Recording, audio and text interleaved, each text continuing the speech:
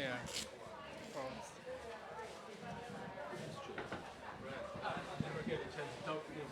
Unbelievable. Yeah, you're in the 59 and 2. Yeah, wow. 159 and 2, yeah. No, it's good. Great job, man. Good. Congratulations. You got your Eclipse award coming. Is that your first? Yeah. Yeah. You'll win it. You'll win it. No doubt. Thank you. Thank you always for your support, you know. Thank you. Okay, ready to start. First, congratulations to Knicks Go, winner of the Breeders' Cup Classic. And we have representing the Korea Racing Authority is Jinwoo Lee. And June Park, you'll be doing interpreting for us. Thank you. Brad Cox, trainer, and Joel Rosario, the jockey. I'll start with Brad. Incredible performance from Knicks Go. You had two horses in here with essential quality. Were you surprised to see nobody really pressure him early? I don't know. I didn't really know what the tactics from the other trainers and jockeys would be. I kind of felt like if they did try to go with him, I mean, they may jeopardize their own opportunity to win the race, and may just hope that Knicks Go couldn't get the mile and a quarter. But it showed, speed's very dangerous, and he was obviously fit, ready to run, happy, doing well. And, it was maybe a little bit opening quarter to see the opening quarter in 23 and then nearly 46 the second quarter. But the way he was doing it, he was able to clear off a touch going up the backside, felt very comfortable that, we were in a good spot. And also, not only that, the break back to the other horses, they seemed to be somewhat well bunched. So it made me think that, they really wasn't going that quick, Tremendous year for him. Kind of an interesting route to get here with the Cornhusker and the Lucas Classic. Was that by design to keep his confidence up? Well, honestly, the Cornhusker was to try to get his confidence maybe back after, somewhat of a flat race in Saudi. And then the Met Mile, he was training extremely well going to the Met Mile. We were plans of going to Steve Sexton Mile at Lone Star, and once Charlatan opted out at Belmont, thought, maybe we take a shot at this grade one at Belmont. It didn't work out. Both races around one turn, Saudi race, Met Mile around one turn. And then after that, he was training great, and I thought, we could possibly take him to Stephen Foster. It was back a little quick.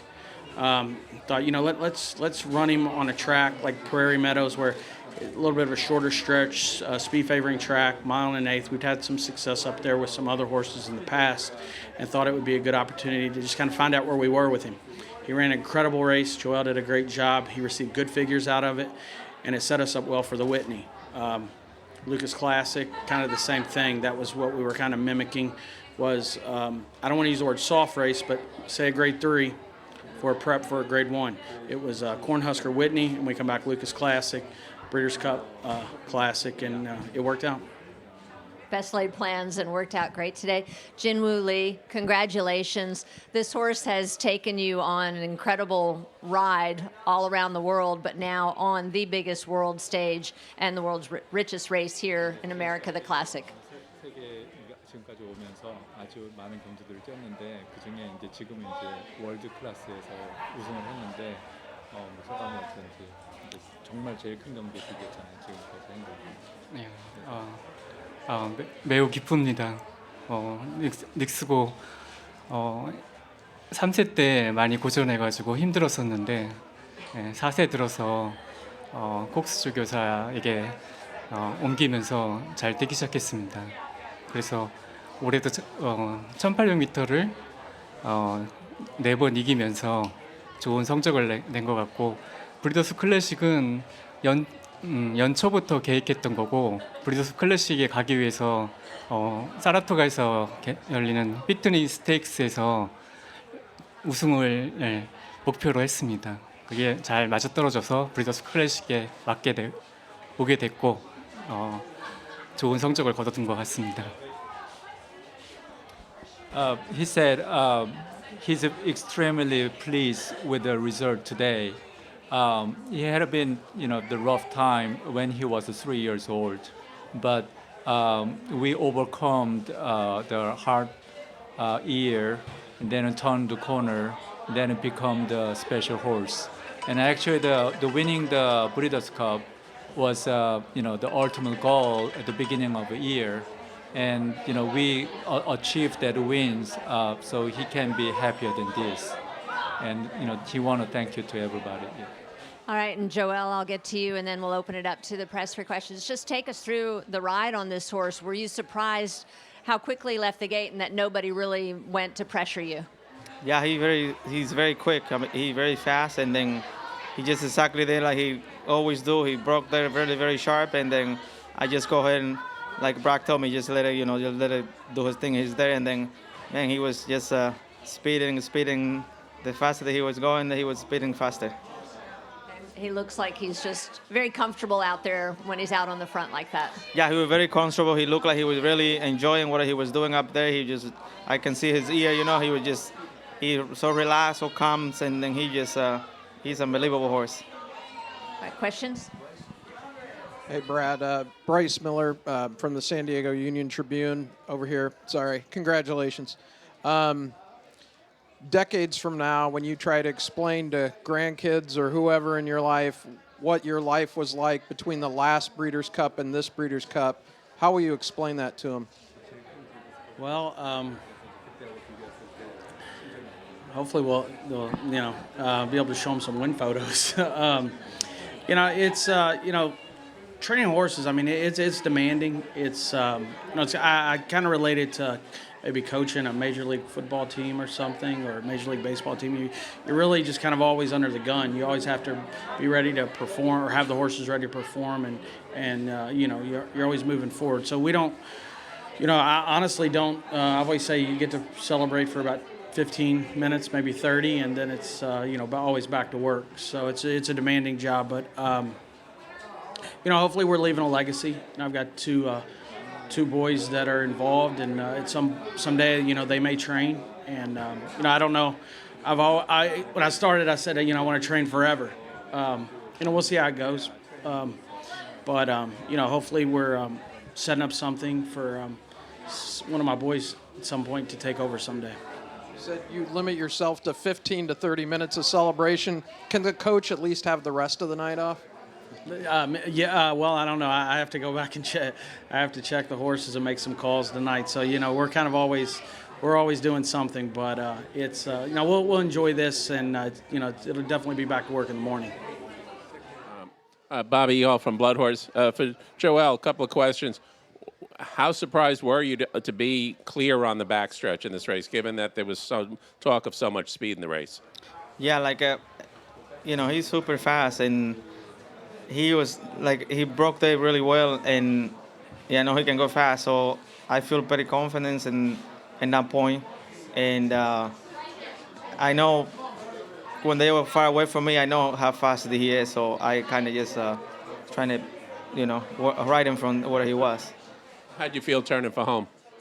Oh, he just took off again. He just get to the fastest thing, and he just went on, and then he would just go. He just keep going with the speed that he have, and for mile and a quarter, he was amazing. About for yourself personally, the kind of year you've had. You're closing in on a record, really good chance to win an Eclipse Award. How do you put into perspective the year you're having? Oh, unbelievable.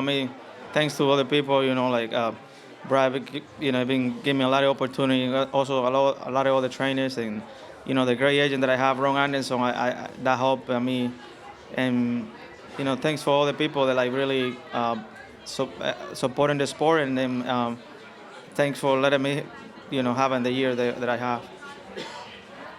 Matt Rybaltowski with Sports Handle. Brad, congratulations.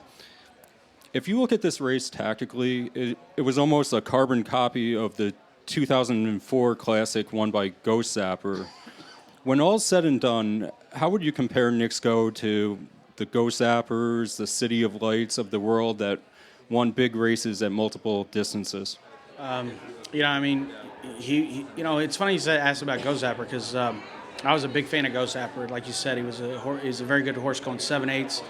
He was a speed horse. He carried speed around 2 turns. I think he won the Classic at Lone Star in a really fast time. I think he's the speed he has. He's built for American racing on the dirt. It's what he's and I'm hopeful that he'll pass that on to his offspring. I know some people have kind of frowned on him in regards to him standing at stud, but I think he's got everything it takes to be a stallion. He was a Grade 1 winner too. That was obviously Ben Colebrook was responsible for that.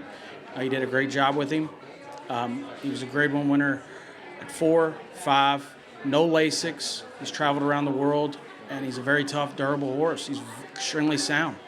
And, I think we're in a day and age where horses go to studs so early, and, he's a little bit of a throwback horse, just that he's raced at 4 and 5 and raced as much as he has. So, very, very proud of what he has accomplished this year and even last year, and hopefully he'll pass it on as a stallion. Brad, Jeffrey Riddle from World Horse Racing. You mentioned there about you have quarter of an hour's celebration, but can you just sort of tell us about the sort of joy or satisfaction that this win has given you, and sort of put that into words about with your children and everything? Yeah, no, it was a big victory. I mean, obviously, it's the richest race in America, and it's a prestigious race, and it means a lot to show up on this stage. The Breeders' Cup is, it's the world stage, and obviously saw that this weekend with so many Euros and horses from Japan, and now an ownership based out of Korea with an American horse winning the Classic. So I mean, it's definitely a world stage, and it's very important to show up and do well on these international days. There's a lot of things we want to accomplish. Kentucky Derby, Saudi Cup, Dubai World Cup, and this is definitely was very, very high on our list of races that we wanted to win, and we'll check it off, but we would like to win it again as well. Well, thank you for your time. Congratulations to the Korea Racing Authority. Oh, you got one? Oh, sorry, Jenny. Jenny Reese, Kentucky HBPA.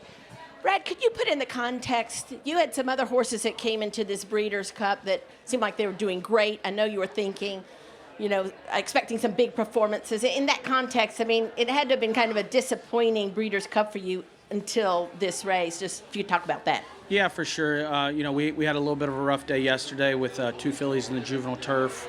Juju's map ran really well. She was just obviously second best filly that won the races. An incredible talent and a champion, and no shame in running second to her. So it wasn't what we were looking for. We didn't come to run second, but we'll press forward. And today, She Dares the Devil. I thought we were setting a good trip, and obviously 21 and change, 44 and 4, that close wasn't going to work. But she was really the only one that stayed on that was up close. So I do think she ran hard. I think she ran extremely respectable, and I'm hopeful she bounces out of it in good order, and we'll possibly march forward to next year with her. And then these 2 colts today in the Classic ran huge races, and overall we had a first, second, and a third, and we'll look forward to Keelan next year.